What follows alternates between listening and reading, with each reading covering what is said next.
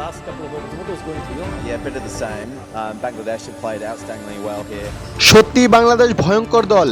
আমি বসে বসে প্রার্থনা করছিলাম যেন একটা ম্যাচ অন্তত জিতি ভাই।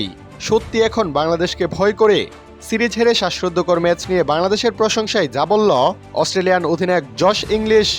5 ওভার বাকি, হাতে 5 উইকেট নিয়ে জয়ের জন্য অস্ট্রেলিয়ার প্রয়োজন ছিল 9 রান।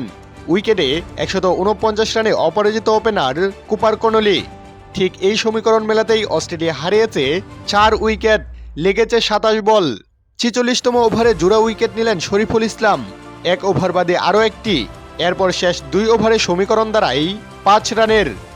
49তম ওভারে 2 উইকেট নিয়ে 149 রানে থাকা কনলিকে বোল্ড করেন মুস্তাফিজুর রহমান।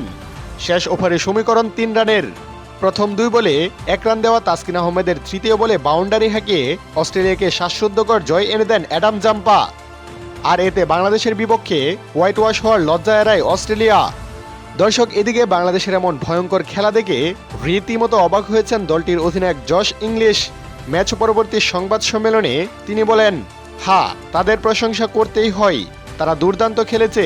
পুরো সিরিজ জুড়ে একক আধিপত্য দেখিয়েছে তারা। সত্যি বলতে আমি প্রার্থনা করছিলাম যেন অন্তত একটা ম্যাচ আমরা জিতি ভাই।